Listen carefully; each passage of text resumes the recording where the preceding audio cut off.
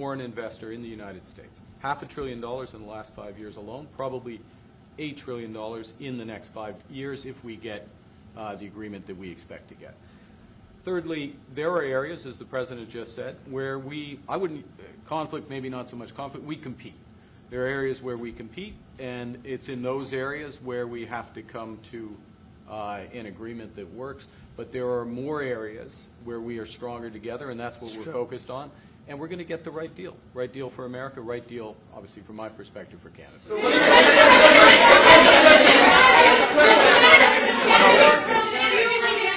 Including one thing that, wait a minute, easy, wait. So one thing where we are working very closely is the Golden Dome. That's the protective mechanism, and you see how that works. It's unbelievable.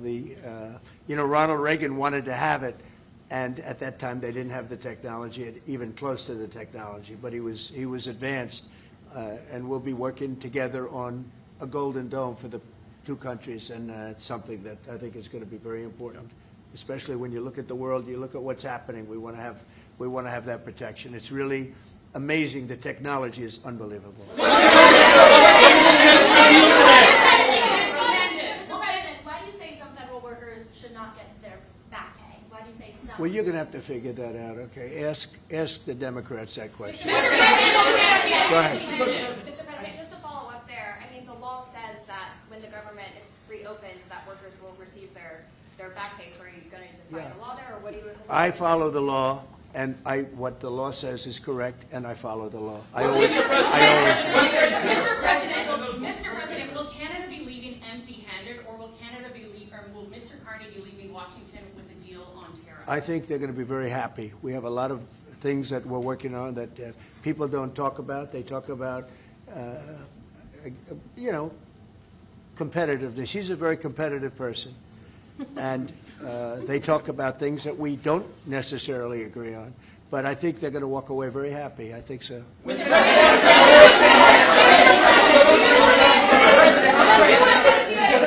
all your trade deals that you've signed, there's been a minimum tariff that countries have got.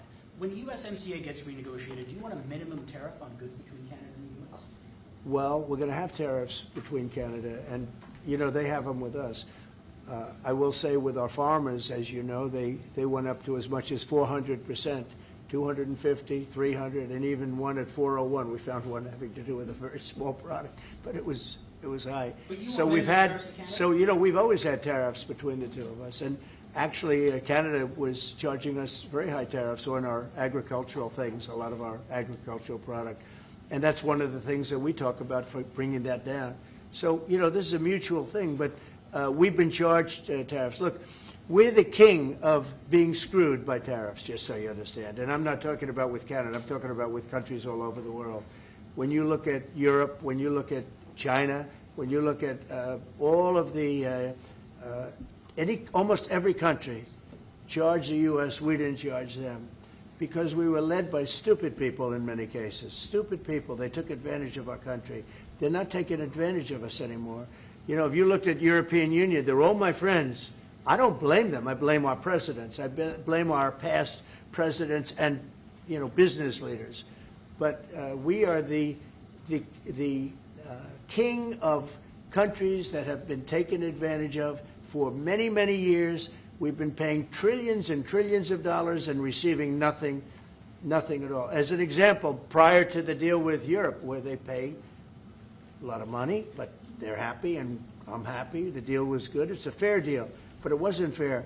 You couldn't put a car into Europe. You couldn't sell your agriculture into Europe. You couldn't do anything. And now we have it so that it's open. We charge them tariffs. We didn't charge them tariffs a car. They charge us tremendous. I said to Angela Merkel once, I said, how many cars have gone to Germany from the United States? And she said, well, I don't believe any. And I said, you're right. You're right. Well, that doesn't happen anymore. And they're paying a fair amount. It's just a fair amount. It's not, I could ask for much more. It's a fair amount. But the United States now is using the same thing that they've used on us. And I just can't believe it's taken presidents so long to do this. And again, we're going to treat people fairly. We're going to especially treat Canada fairly. But I can't believe it's taken so long where we get charged and don't charge them.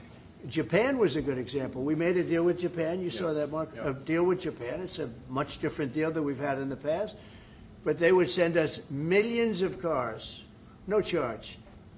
We weren't allowed to send them cars. We sent them no cars.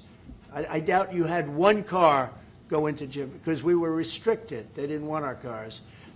Same thing with Europe, same thing with other places. So now all we do now is fairness. But fairness leads us to the most successful country there's ever been. You know, we have some advantages over other countries, and we do have a great market. We have an amazing market. But you know what? If I let this go, if we didn't win this election, if we had these people that were running, that were ruining our country, destroying our country with their open borders and men playing in women's sports and transgender from everybody and windmills,